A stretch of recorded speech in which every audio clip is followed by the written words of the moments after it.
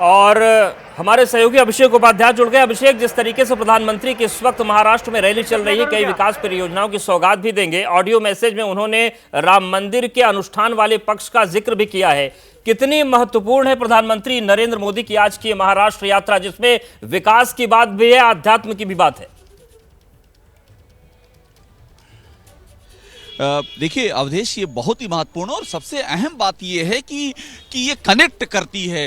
देखिए महाराष्ट्र को कनेक्ट करती है कि महाराष्ट्र में जिस तरह से पीएम का फोकस है, जो विकास योजनाओं की सौगात दे रहे हैं, और महाराष्ट्र में जिस तरह से बीजेपी नई राजनीतिक स्थितियों में, जहां पर शिवसेना, कांग्रेस, एनसीपी ये सब एक साथ होंगे। याद कीजिए पिछली बार बीजेपी शिवसेना साथ में थे, उसमें किस तरह से बीजेपी इन रोड बनाने की कोशिश कर रही है, वो महत्वपूर्ण है। और दूसरी बात देखिए कि नासिक में गए हैं, जहां पंचवटी है, और जहां जाएंगे वो भगवान कालाराम का मंदिर है। भगवान कालाराम का मंदिर वो प्रभु श्री राम का मंदिर है। चूंकि वो काले पाषाण पत्थर की मूर्ति है, इसलिए उन्हें कालाराम वहां पर कहते हैं।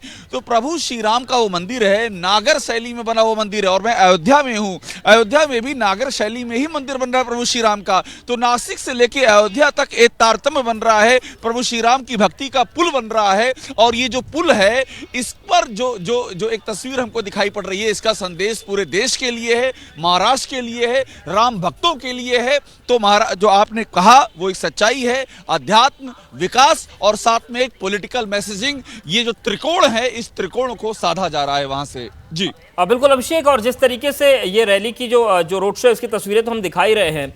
ऑडियो मैसेज में जिस तरीके से प्रधानमंत्री ने आज जिक्र किया कि जब बड़ा आयोजन होता है तो जो व्रत की बातें होती है वो मनीषी ने बताई। उन्होंने ये भी कहा, मैं तो गर्भगृह में जाऊंगा, जो लोग नहीं जा पा रहे हैं वो सारे भाव के रूप में मेरे साथ जाएंगे। ये जो बात है, इसमें पक्ष के साथ विपक्ष के लिए भी कोई मैसेज है क्या? देखिए बिल्कुल है। और देखिए महाराष्ट्र का आप राजनीतिक समीकरण अगर आप देखेंगे तो आपको समझ में आएगा कि वहां किस तरह से चूंकि वो गोदावरी नदी के किनारे बसा हुआ है नासिक, तो अगर गोदावरी को हम एक प्रतीक समझें तो गोदावरी में कितना पानी बह चुका है, चीजें कैसे अलग हुई हैं। जो एनडीए का अहम हिस्सा थी शिवसेना, वो अलग हो चुकी है। शिवसेना का एक हिस्सा एकनाथ शिंदे के तौर पर, जिनको कि अब शिवसेना मिल चुकी है नए फैसले में, वो बीजेपी के साथ में। लेकिन आप सोचिए, उद्धव ठाकरे लगातार इस बात को दोहरा रहे हैं कि उनसे उनकी पार्टी को छीन लिया गया है, अन्याय किया गया है, मराठा वोटरों का वो हवाला दे रहे हैं। एनसीपी और कांग्रेस के साथ मिलकर के एक बड़ा कॉम्बिनेशन तैयार हो रहा है। तो इन सबको चैलेंज करने के लिए पीएम मोदी का ये रोड शो बड़ा पॉलिटिकल मैसेज देता है। और वो भी तब जब इस रोड शो का एक सिरा प्रभु श्री राम की भक्ति से जुड़ा हुआ है। जो कालाराम मंदिर जहां वो जाएंगे नासिक के पंचवटी में, उसका जो संदेश है वो संदेश अयोध्या से जुड़ता है और वो देश में जाता है। तो महाराष्ट्र की राजनीति में प्रभु श्री राम का भी एक संदेश जाएगा। और जो वहां पर एक विपक्ष का कॉम्बिनेशन है, उस कॉम्बिनेशन को ये सीधी चुनौती है। और पीएम मोदी इस जो नया राजनीतिक समीकरण है उसको चुनौती देने की अगुवाई कर रहे हैं। जी बिल्कुल अभिषेक, हमारे साथ आप बने रहिए। मृत्युंजय भी हमारे साथ जुड़ गए हैं। मृत्युंजय, प्रधानमंत्री नरेंद्र मोदी का इस वक्त रोड शो चल रहा है, और कौन कौन से कार्यक्रम है और सियासी रूप से कितना महत्वपूर्ण हो जाता है प्रधानमंत्री का आज का महाराष्ट्र दौरा?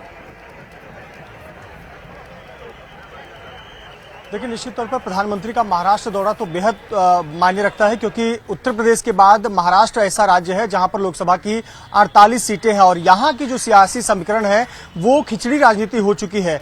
शिवसेना 2 गुटों में बटी हुई है, एनसीपी 2 गुटों में बटी हुई है। यहां बीजेपी को पूरा दमखम लगाना है और ऐसे पर पीएम मोदी से बड़ा चेहरा कोई हो नहीं सकता। और पीएम मोदी यहां पर कई प्रोजेक्ट्स का उद्घाटन करने वाले हैं, कई की नींव रखने वाले हैं और संवाद भी साधने वाले हैं। और एक बार फिर से पीएम मोदी के चेहरे को लेकर महाराष्ट्र बीजेपी मैदान में उतरने वाली है।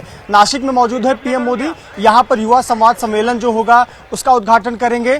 उसके पहले कालाराम मंदिर जाएंगे। कालाराम मंदिर का बहुत महत्वपूर्ण इतिहास रहा है। देखिए, राम मंदिर की बात हो रही है, लेकिन कालाराम, जब भगवान राम को वनवास हुआ था, 14 वर्षों का वनवास हुआ था, उस वक्त जब माता सीता और लक्ष्मण के साथ श्री राम नासिक में रह रहे थे, गोदावरी नदी के किनारे रह रहे थे, तब वहां पर उनके वनवास के दौरान एक लंबा समय श्री राम जी ने बिताया था।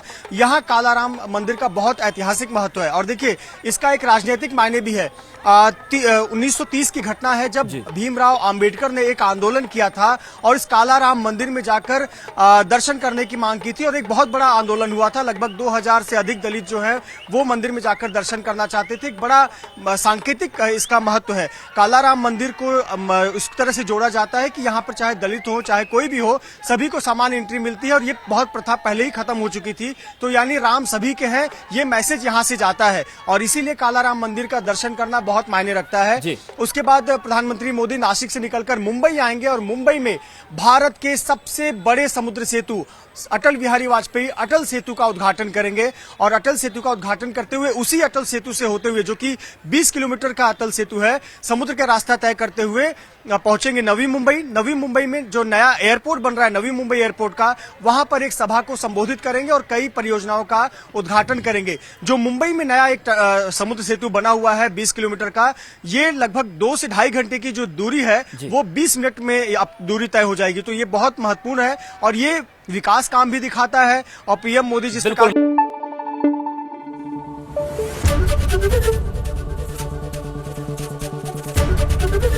एबीपी न्यूज आपको रखे आगे।